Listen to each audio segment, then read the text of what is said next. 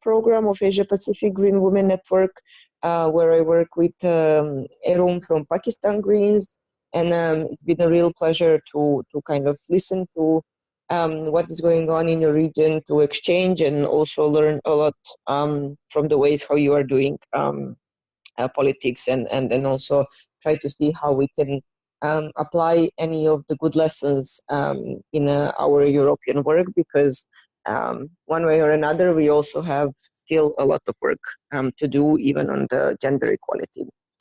I have to excuse myself, it's 6 a.m. here, so I might get a bit slow.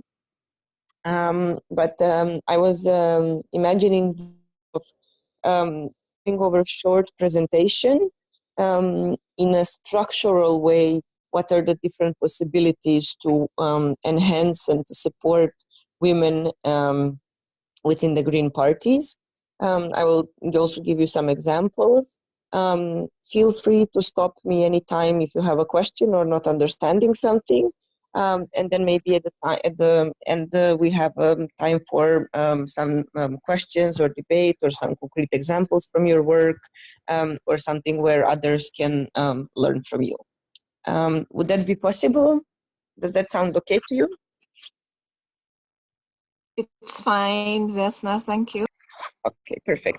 And then also, because I'm looking at my computer, would be perfect if you, Gia or Anita, can help me with the moderation if people have questions and all of it. So if you follow me.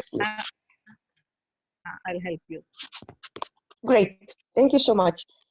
So yeah, basically to start with, I mean, the most important thing to understand is that we have a political background and political support when it comes to gender equality, because for all the Green parties, gender equality should already be kind of part of our political agenda. In that sense, I know it's not always like that. I know that many Green parties are very much environmentally focused, and that's completely legitimate. The main point here is that if you call yourself a Green party, that means that you already agreed with the Global Greens Charter as a basic, as ideological minimum. And Global Greens Charter already defines gender equality as a core principle, as a basic idea of the way how Green parties function and what they stand for. So it would be great if once you start working on gender equality, or you want to involve more young women or not so young women into this issue, that you go back to the Global Green Center and kind of understand the basic principle that is already there. And then, of course, that's just a theory in a way, but then it comes the question, how do we do gender equality, or how do we support women inside of the parties in practice? And I would say that there we have two different ways. One is external. It's more kind of politically oriented, and it's the time when we work on the topics. So it's the time when our policies, when our campaign topics are oriented towards the stereotypical women issues, or when we do the gender mainstreaming, which means that we integrate the perspective of women in everything and every other topic that we do. And it's much more likely that if you address these political issues, that more women will approach the party because they see that you do something which is relevant to them in a much more obvious way. And B, it's much more probable that your party will be asked to send a women speaker or a woman politician to defend those issues. Of course, it doesn't work with automaticity, but the probability is for sure higher. So even if you are a completely environmental party, or as you were saying, like we have here the farmers and so on, there's always the women aspect that you might want to draw the attention to. And then this is the way how we, in a way, push more women to stand for positions and to stand for different debates to discuss, and also to be much more self-aware of the position of women in society. In practice, what does it mean? For example, I come from Serbia, and our Green Party is very environmental, 100%. We don't really work much more on different social issues. But then we have a women association, which ensures that even if we talk about climate change, if we talk about energy, there's an aspect which kind of discuss what role women have to play inside of this topic to contribute to the results. So if we say that our aim as a political party is to promote more solar panels or introduce more solar panels, we will then discuss what role women have to play, and then we would try to discuss it with the women. And of course, if you have that kind of strategy, then having a woman politician makes more sense, and thus it allows the parties to support more women to go and speak publicly. That would be kind of external political, and that's a bit harder part because it's a higher level, and then you also can get these arguments that parties do whatever they need to do to win, so maybe we should not be paying so much attention on being inclusive, but rather pay attention to win the votes, and so on and so on. I will come back to those arguments later. Second way how you can provide the support to women in the Green parties is more internal. It's a structural and procedural support. Structural support would mean that you work to ensure that your structures are inviting enough for a woman, that they don't look too complex, that they don't look too scary, that they're not based on unofficial power plays, but rather that there are inviting structures where women feel safe and where they feel that they can contribute. The easiest way that many Green parties apply is the quota system. So a system where you would say we need 40% or 30% or 20%, it doesn't matter, of women in position. So if you have a board of the party of 9 people and you have a 40% quota, that means that at least 4 women need to be represented. Quotas work very well in supporting women as a transitionary matter. Quotas are mathematics. They don't provide quality. They provide just quantity. So having only quotas will not necessarily help. But having quotas which are followed with education, which are followed with other means of support to those women will help a lot, because it will open the space. And then once you see that many women in positions, it becomes much more easier to have even more. Second type of structural support that you can have is to have B position system. So if you have a coordinators or if you have a leaders of the team, that you always have 2, where at least one of them would be women. This can also apply for positions where you have already women, so that you can have, for example, a senior and a junior coordinator, or a coordinator and vice coordinator. It doesn't matter. The point is just that people need to work in a team. That they need to show themselves as the leaders in a team, because then if someone new wants to run for that position, they know that they will be receiving a support.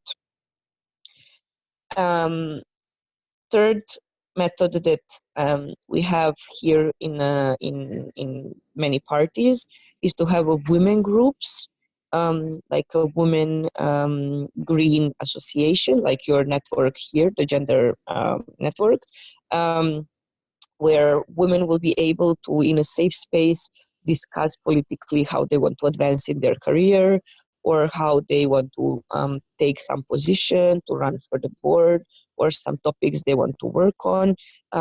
It can be very internal support.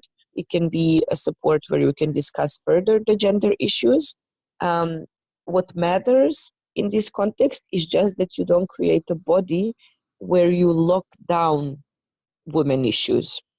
So in order, for example, if your party does not work a lot on the gender issues and you want them to do that, creating a woman board or a woman group might be very useful because it will provide much more support for this kind of politics. But be careful not to lock down the work only inside of your women group.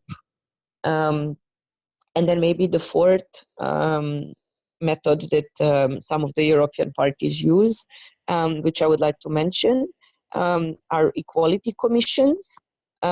These are kind of advisory boards which parties elect at the congresses, which are then serving as kind of advisory, controlling bodies that are making sure that all structural work that the party is doing supports women equally as men, at least, and then provides even additional support in case that you really don't have women active inside of the party.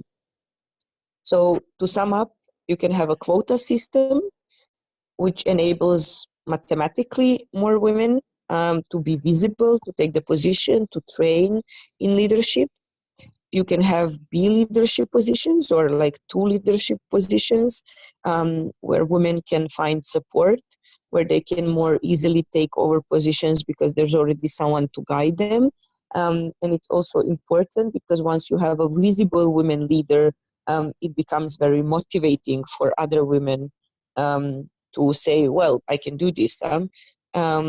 You can have a women groups, which are kind of small lobby support groups, either as a consultative bodies to provide support to individual women, either as a group to discuss politically women issues in the group. And then fourth one can be equality commissions as a separate consultative bodies with the mandate of the full party that would kind of work in parallel with the party and make sure that the structural work or the structure of the party supports women equally. I have to say just one more thing here, and then maybe we do the cross-check if you have some questions. I know that many parties have very good structure nominally, meaning that you open up women group, you give all speaking time to women regularly, so it looks like everything works perfectly. What matters there is just to be aware of where is the so-called glass ceiling, or what is the final possibility that you have as a woman in that kind of situation. What I was saying, like having a women group is not enough if that means that all of a sudden you have a monopoly on women's issue and no one nowhere else would listen to you about this. So be aware of what is your glass ceiling, what is your kind of maximum possibility within the structures you have so far, and then see if this is enough. If this is not just the structure that actually supports you on a short term, but then on a long term may kind of has a counter effect that women can actually not progress in the group because they get locked down in these women structures.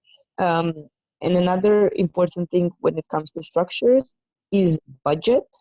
I know that many green parties have very, very little money, and the money that they have to use for campaigning, they have to use for functioning of the party. But if you want to support women in green politics, you need to also invest budget in their education, in their networking, in the network of support, in getting connected with other women, and so on and so on. So, for example, I have been recently to Uganda in Africa, where we've done training for women politicians of Eastern Africa. And I was very impressed to learn that Ugandan Green Party has a very small budget for education. But even with such a small budget, in last year, they have already organized 2 workshops for their women politicians. So this clearly shows you that the party has true devotion to educating women and supporting women politicians if they are ready to invest so much money in these trainings when money is so important and scarce. Do you have any questions maybe so far?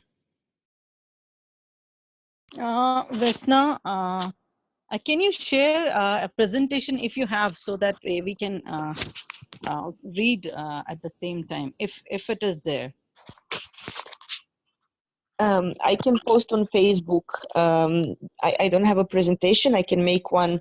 I was thinking of sending you the report after this, but I can share the. I can share on Facebook the structure so that you can more easily follow. Maybe. Okay. And can you open your video so that everybody can see you? It's only your picture. We can see you live. To be honest, I would love to do that, but I don't know how. Oh, if you see that mute microphone button is there, and then video is there, and share is okay. there. Okay, can you see me now? Yes, we do. Okay, perfect. Anything else, or should I continue now with the more procedural issues? Your video is again off. It was on and then it's off. Now? Yeah, perfect. Yeah. And you were talking about the education that was supposed to be for the part of educating the green leaders in the party, right?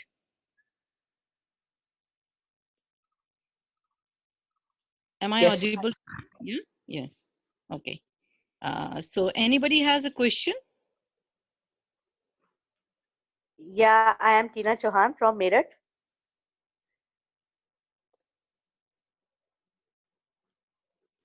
Yeah, my question is, I want to know about that deeply, what we have to do or not. Okay, actually, you have joined quite late, and it's like already 20 minutes are gone, and we started. Yeah. So I think it's Vesna. I think she needs a recap. Maybe 2-3 minutes recap will do. Yeah, you can explain me in a little bit. Because I think Miranda from Korea, she joined. Okay. No, I'm from Taiwan. I'm not from Korea. Very sorry, very sorry. Yeah, she's from Taiwan and Tina from India. So 2 of them have joined. So maybe 2-3 minutes recap.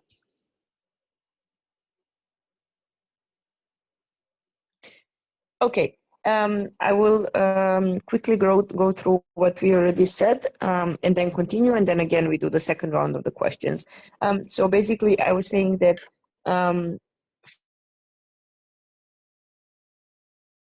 we always need to go back to the Global Greenish Charter, which clearly states that if you are a Green Party, you are devoted to the gender equality.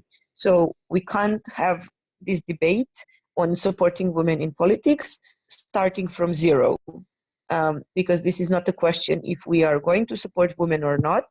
The question is only how we are going to support the women, because if you're a Green Party, you sign the Global Greenish Charter, and Global Greenish Charter clearly say that we need to support more women in politics. Now the question is how to do that. I divided the support to 2 different kind of realms. One is external, more topical and political, and this means that we need to push our Green parties to work on the issues that matter to women more, such as the health issues, such as the education, and all the topics where women are traditionally more represented and thus more affected.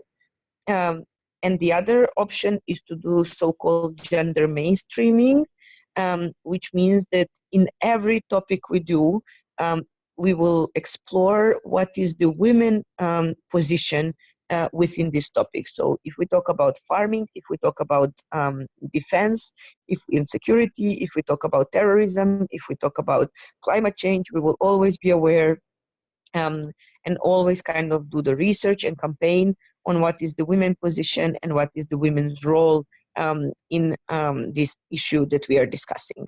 But this is the political work, and it gets a bit more challenging because of course you need to correspond to the local political reality, and that's not always so inviting to work on these issues. Second, which I would like to focus more, it's internal, and it means it tackles the issues that we can do inside of our parties to support women to join us, to feel safe, to feel supported, and to feel invited to do political work through the Green parties. I divided that in two parts. One is structural, so how our structures of the Green parties are supporting us, and how we can make sure that women within our parties feel invited to take the responsibility of running for a certain leadership position. Because once you have women in the leadership position, it will be much more easy for other women to also do that. They will see a good example. They will see that they are not left alone, but that there is support for them. And they will see that it's just kind of possible, you know, you can do this. No matter where you come from or what's your level of education or anything like this. In practice, how you can do that, there are several options. I wrote down four. One is the quota system, where we ensure that mathematics works for us, that numbers works for us as a women in politics, meaning that there's a certain space allocated to women for sure. So if you have a board of 9 people and you have 30% quota, that means that at least 30% or at least 3 women need to be elected. Of course, ideally, you would have 50-50 quota so that you would kind of reach equality, but you can also start from small and then increase and work on that.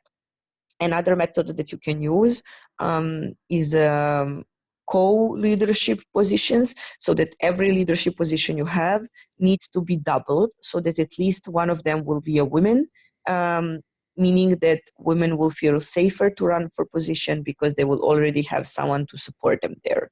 And this ideally shouldn't be the competition among 2 leaders. This should rather be cooperation between 2 leaders where they would support each other, and thus it will be more easier to decide to run for this position. Third thing that you can do is to have women groups, to have gender networks, to have mentoring programs or any kind of women-only support groups. However, I want to put a big disclaimer here, as I already explained, that having women groups is very important. It's very supportive, but you need to be careful not to lock down women in this side of these groups. So not to say, oh, we don't need women in the party board because they have their own women group. So this should be a support group and not kind of the limiting group. And you can also have, for example, we call them in Europe equality commissions or equality boards, which are bodies elected by the Congress or by the Council of the parties, which ensure that the structure is supportive enough to women. And what matters the most is to always kind of fight to be equally represented and supported within the budget of the party. So if there are education programs, if there are networking programs, if there are travelings and kind of cooperations, always make sure that the budget is equally spent on creating a woman women leaders as well. That would be just very, very quick recap of what we've been saying so far. And then maybe going to procedural issues. As I said already, one of the most important thing is education, because without education, you will not be very fast in creating women and supporting women in politics. It might happen out of the blue anyway, but with education programs, it gets much faster. So for example, this mentoring program that you are running on the level of the network of Asia Pacific Women Network, this is something also to think, I'm very sorry, to think if you can implement this on a national level, for example. If you can pair up women in your party with some of the expert or some of the more experienced politicians, or just with each other to kind of get the experience from each other, to understand what challenges women before them had to face and see how to overcome them. Another thing that we use very often in European parties are speakers lists. So this is a pure moderation tool that when you have a meetings or when you have a congresses, that you introduce a speaker list which is gender equal, to make sure that kind of no one dominates the meeting. And this does not have to be done violently. So for example, sometimes we have a rule that only you can speak one man, one woman, one man, one women, so that it's kind of gender. But that's possible if you have already kind of debate and people really want to speak. If you don't have that many women, you can also have like a rule that 3 men speak and then 1 woman. The point is just that you ensure that in case that no women speak, there's a space on agenda for them to get that space.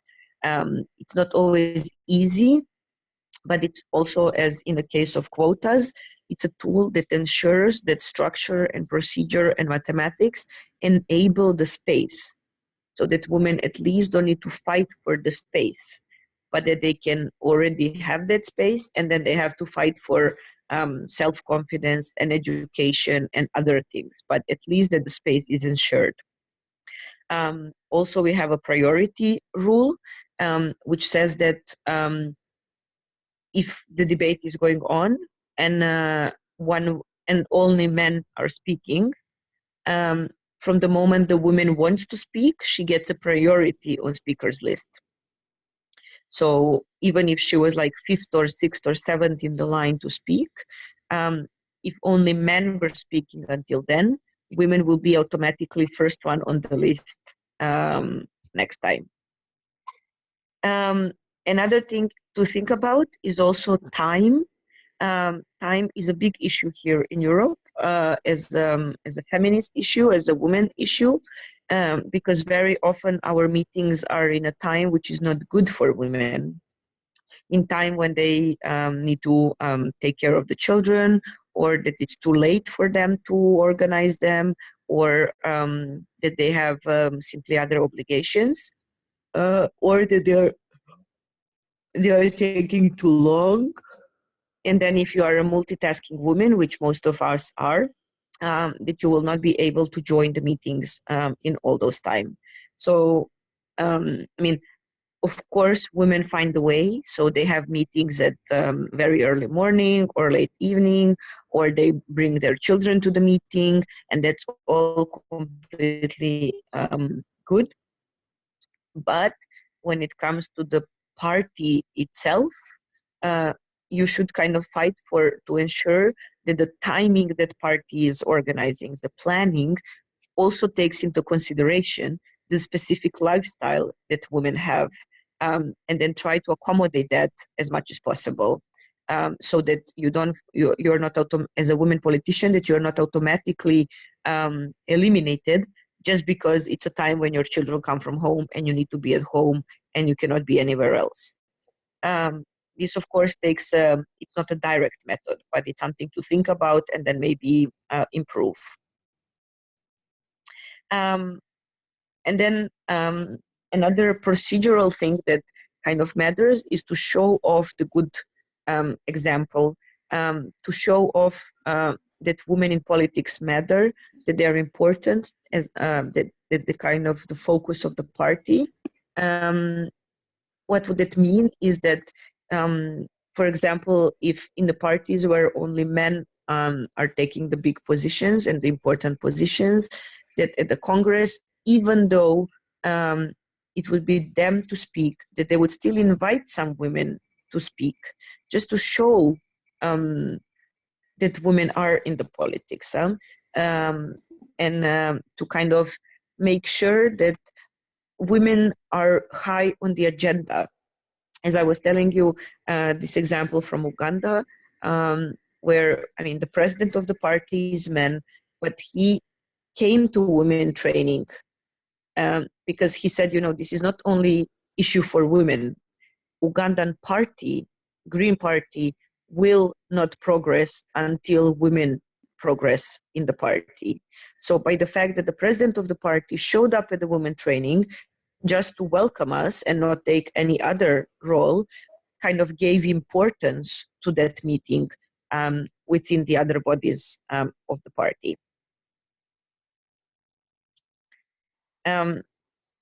I would close down the procedural issues here.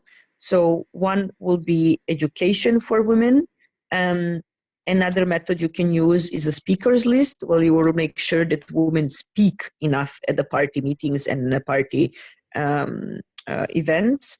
Think of the time when meetings are happening and the processes are happening, and if this time is truly objective or it kind of does not match with the women agenda, and bring importance to the women in the party by cooperating with your party leadership or party events.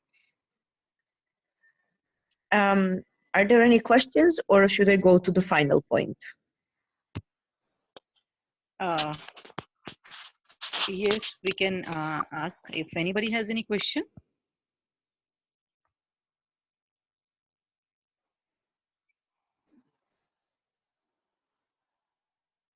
I think silence means no questions. So you can continue. Hello. Okay, then I would like to just bring the final point on cooperation. I'm very weak here with my knowledge of how politics works in your country, but what matters for sure is cooperation. I'm sure that in many of your countries there are different NGOs, different networks, different groups where women are actually doing things, and they're kind of grouping in order to support each other and to support other women. So if you are a woman in politics, a woman in the Green Party, cooperate with those initiatives, because those initiatives have access to many other women, many women who would not necessarily automatically come to the Green Party. But if you cooperate with them and then you are one of them, they can see that Green Party is actually doing something for welfare of the women and welfare of their children and benefit of life. And that might be very good for them to join. That might be kind of, they might understand that they would like to actually take further responsibility, and then only, instead of working in only NGO, also try to change things and bring positive change in society by also joining the Green Party. Also, there's a lot of expertise already in there. If you're a Green Party and you want to work on climate change and you want to assess the gender, the women aspect within the climate change, there's no need to reinvent things. There's already many NGOs, many activists who are very good experts on this issue. So don't kind of try to reinvent something and spend so much effort and resources on starting from zero, but rather try to connect with these initiatives, to learn from them, and to provide, like, they can provide you knowledge they can provide you mobilization, and you can provide the kind of political framework. And I mean, internally, kind of a bit selfishly, this should also work for you within the Green Party, because if you show that women issues and work on supporting women is mobilizing for the party, is bringing votes, is bringing more people, is eventually bringing more support, then the parties might also be more prone, might be more happy to invest in these areas, because it also brings them benefits. I would close down here with the exposition, but then I'm super happy to answer to some of your questions or listen to some of the good examples that you would like to share with others, and make.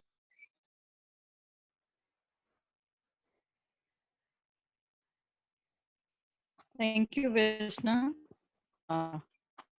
Anybody would like to share their examples in their country,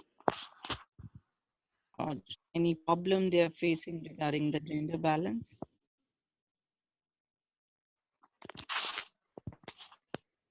Rachna, would you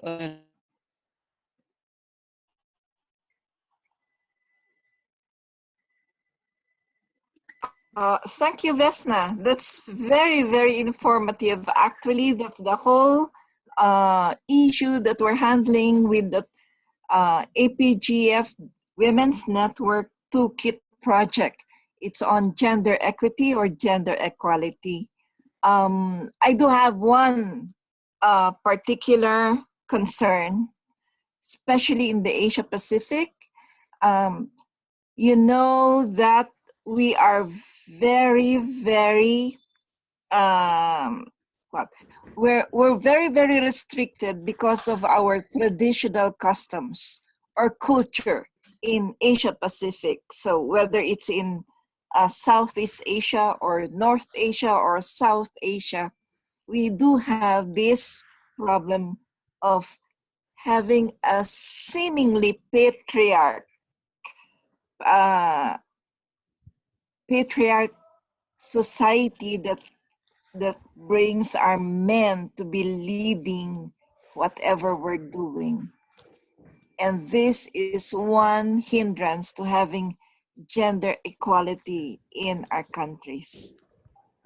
How do we balance that now as green women? Yeah, I thank you, Gia. It's a very important thing. I mean, first of all, I know you, maybe it's not easy to say, but trust me, even in Europe, we are facing with a lot of prejudices. Women in politics are being mocked. They are not taken seriously. They are not given equal time. They are considered, if politics will be their hobby. When men are in politics, they're doing the serious job. When women are in politics, it's considered that it's their hobby just until they have children. So, I mean, the cultural aspect is very important. And what is important for me there is to kind of be aware of it and to accommodate it. I don't think that going directly against it, it's a one solution, but then sometimes accommodating it might be a bit more efficient. It means that we downsize our ambition, but then we see how we can present ourselves. Of course, women running for national parliament or women running for important positions are super important to show in society, because this would be the revolutionary women that history will remember as the ones taking these positions. It's super not easy for them, but it's very important to have them to show that this is possible. And that needs to be done, because that's kind of the front runners, the people who are pushing us very, very hard. It takes a lot of personal sacrifice, and I think that we should all be very, very grateful to these women. However, in a position where the Green parties are not that big and not that how to say, like, I mean, in most of the cases, we don't take such an important roles that the whole society will discuss the green politicians. Let's see what we can do in our own realm. And in that sense, I think that the most important thing is to explain why joining politics is beneficial for the whole society, why this activity is important to bring benefits to everyone, so that, you know, politics is a care for society. So at home, you are taking care of your children. In family, you are taking care of your family in a bit wider circle. And then in political party, you are taking care of a bit wider circle, you know, of your community. So women in politics don't necessarily need to be women who want to be men in you know, in take those roles, but those could be women who would even more want to do their women role if your society has a clear division of what is the women role and what is not, and then to kind of explain why joining a political party will just enable us to be more efficient in doing our women role.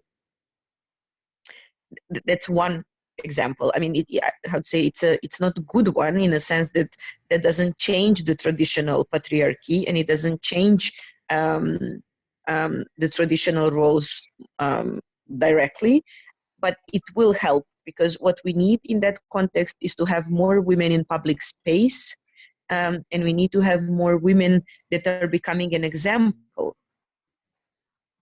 That's what I'm saying, that those women groups are very good tool, because then, you know, it looks like it's a woman doing woman thing.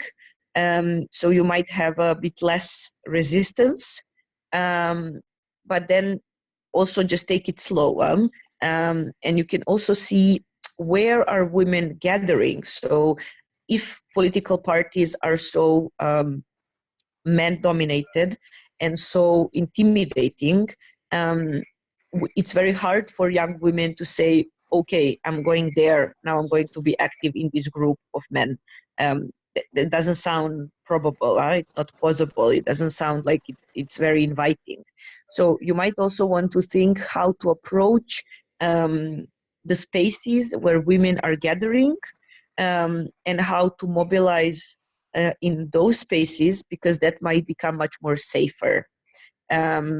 And that's what I'm saying, that it's very important to fight inside of the green parties to have women's issue on the agenda, because if your party is working for like health and education and home-based consumption and economy, or agriculture, like these areas where women are dominating, then they might recognize that as part of society where they want to fight for. So in a nutshell, because this is a long discussion,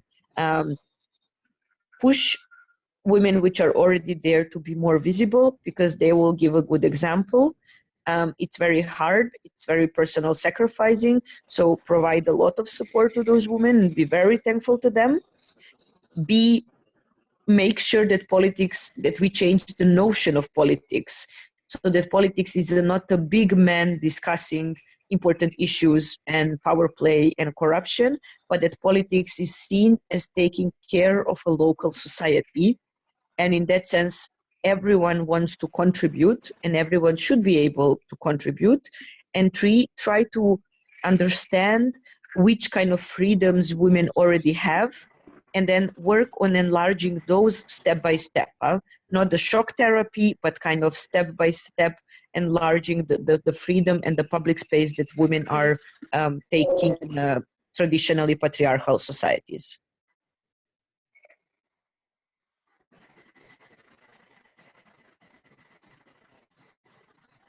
Thank you, Vesna. That's very, very, very, very, very green of you, I would say, for that. So that's one thing I think is a big hindrance for us women in the Asia Pacific region, wherein we are quite restricted in a way, or limited because of our culture, our religion, and our practices here in our countries. Thank you.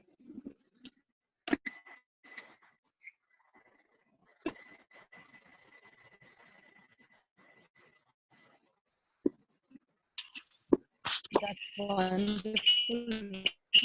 I am already impressed by you because I have heard you at Liverpool also, and I liked the point you said that disadvantage can be advantage for women, and that is quite a positive way at looking at the disadvantage. So, anybody has any question or anything to share about their country? Me, I'm Miranda. Yes, Miranda, I know. You need to share. Hi everyone, this is Miranda from Taiwan, and I am sorry for being late and I have to leave in the middle because actually I'm doing paperwork during this meeting, and now I'm finished. So just want to share about the condition in my country real quick. That I just do some really research about the numbers of women in my country, and just to let you know, we have the female president now, but actually it didn't really help increase the number of women in politics. And actually people are expecting after her inauguration that the same-sex marriage will be legal, but actually we're still waiting for it. And so I found that from this case that even though we have a female president, it doesn't help us to do anything for women in politics. And I think that, so I think my action plan would not be to make more women to join politics or to join the election, because I found that election is pretty more like a game, like this party and that party, and gender issue is not always their priority. Even though we have a female candidate, but this female, even though this female candidate is elected, but she will not do anything to support women in politics, and that is the reality. So I think my action plan would more be to raise the awareness of the public, or to form a voice that to remind people about females' role in politics. And so I'm thinking about maybe I could do more research on it and to share it with people in my country.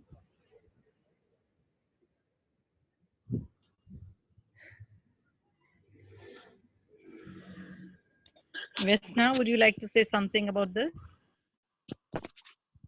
I mean, you are completely right, but as I mentioned at the beginning, I mean, the most important thing when we talk about supporting women in politics is that you cannot do a magic action that would, all of a sudden make it right. It's a very complex problem coming from culture, coming from traditions, coming from unknown future, coming from, different political contexts. So I would say that whatever you are doing, it always needs to be followed up by the education. Like, it doesn't matter which shock therapies you use, it doesn't matter which implementation models you choose, which structures and numbers. If you don't follow it up with the education of supporting women leaders, that will never be a sustainable model. So, I mean, also in Europe, we have great women here in politics, and they don't do anything for women in politics. Like Angela Merkel from Germany or Theresa May from UK. And these are very terrible examples. I mean, if you think who is the most famous women politician in this area, at least in Europe, it's a Margaret Thatcher, who basically destroyed European economy. But having one bad example of women in politics does not mean that we should give up of having women in politics, because I mean, that's not an argument, because if you look at the history, we had 200,000 bad men in politics. You know, so, I mean, it's just that we are in this case when there's exceptionally low number, and then women get much more scrutinized, they get much more judged. And it doesn't need to mean that just because one woman did not live up to the achievements, that others would not do it. And also the responsibility lies on women. And just think about it, that like if you're a woman elected in politics, you need to do your job, like the topic that you are elected to do, or I mean the constituency you're elected for, and then B, you have another job, which is supporting more women in politics. So it's a double job that we expect women to do, and that's only possible if they get support to do that. And of course, they have full legitimate right to say, no, I don't want to do two jobs, I want to only focus on one. But that doesn't help us. And this is exactly what I'm saying. Like, it's important to have this notion of cooperation. You know, like more women, we don't want more women just because we want women. Huh? We want more women because we want politics to be equal, that everyone are represented. And in that sense, if you are a woman in politics, then at least you bear in mind that in the Green Party, that means that you have a responsibility of supporting other women. You are now in this very luxurious position to have Asia Pacific Green Women Network, where you support each other, you communicate to each other, you're able to provide concrete support. And this is really big luxury. So what we need to do is to ensure that more women get support like this. And then you can say, well, then I can do this on a national level, or I can involve more women on international level. So what I want to say is just being a woman in politics is very hard. If you're already there, you might be under a lot of pressure that we that are not elected don't even know. So let's just be happy for them being there as an example that it's possible, that women can get a president, that women can get a member of parliament. And if they're not providing support to women, that just means that there's more work for us. And this is why we are green women in politics and not just any women in politics. And being green women in politics means that you are automatically willing and aware to support other women to go, you know, up on a scale together with you.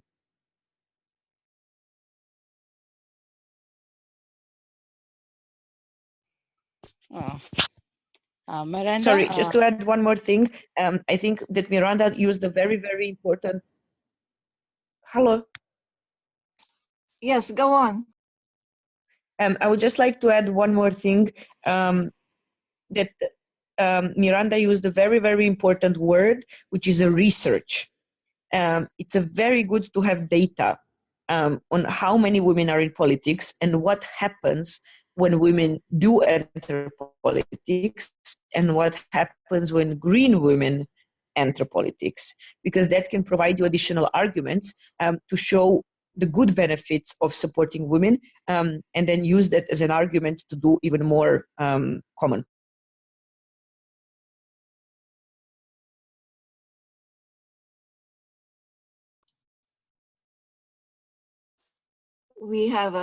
We're receiving rich material from you now, Vesna. Thank you.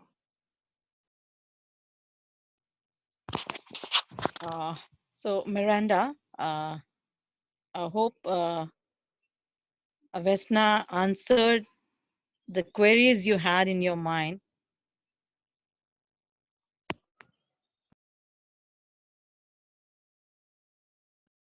Yes, thank you for your answer.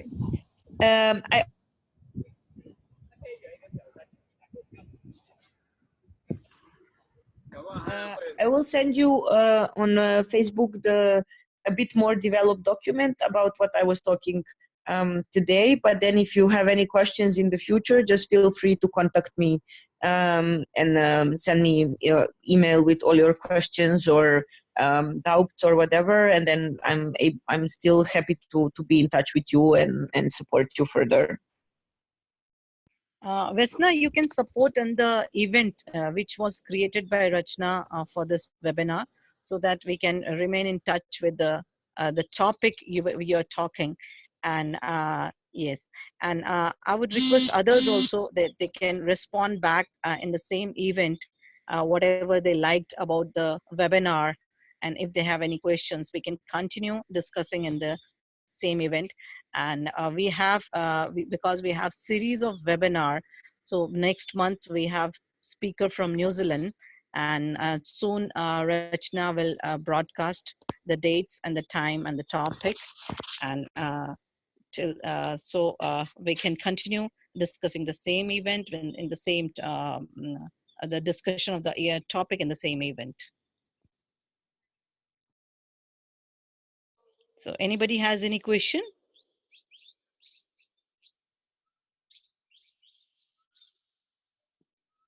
Because it's already 6 minutes late. Fatima is raising her hand, Anita. It's Rachna. Rachna, you have to unmute her microphone.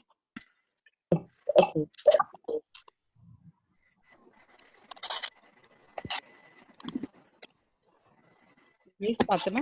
Thank you, but I cannot hear anything. There are problems with the connection. Fatima, Thank is you that very much. About the gender approach, we have some experience in Morocco. I can tell for you in writing in French, but now I cannot hear anything. All the time I have reason. It's not interesting here. Thank you very much.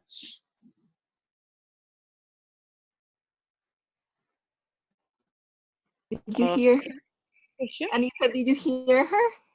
No, I couldn't hear her. I thought it was my connection problem, Fatima.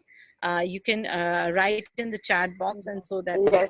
we read what you want to tell us. And everybody is requested to call more and more women from their countries, so that we have, as Vesna said, that this is an education system organized by APGF and APGF Women Network. So it's good that we can benefit more and more women through this mentoring program. And so I request everybody to ask and convey the message to your party, so that more and more women can be part of this webinar and they can be benefited. Anything else anybody want to say?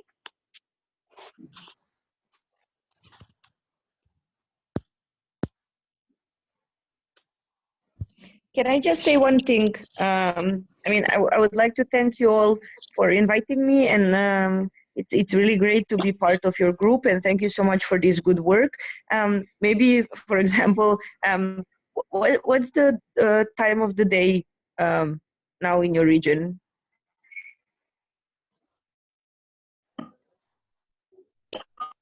For us, for me, it's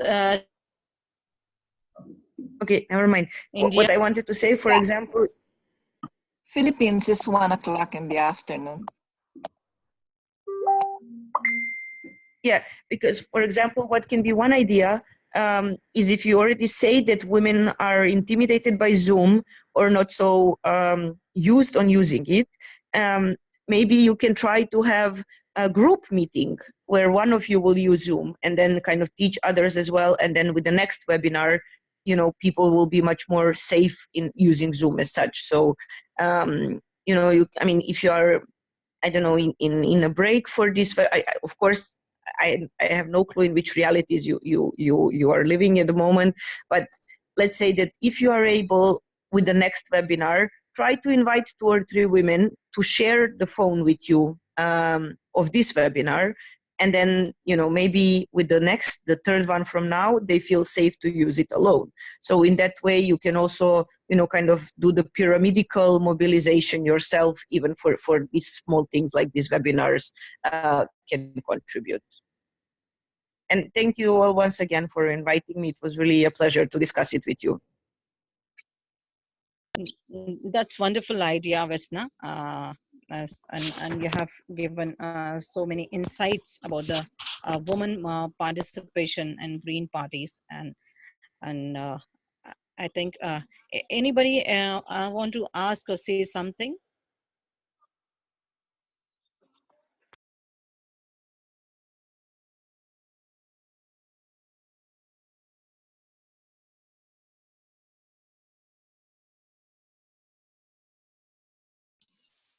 I think that's I all. think yeah, that's done. So we can close the meeting right now, and thank you everybody for being the Thank part you. of. Thank you, Vesna. It was a very rich webinar. Thank you.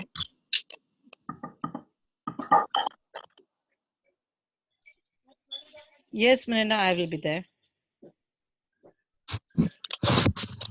Thank you. Bye. Bye, Vesna. Thank you. Thank you very much.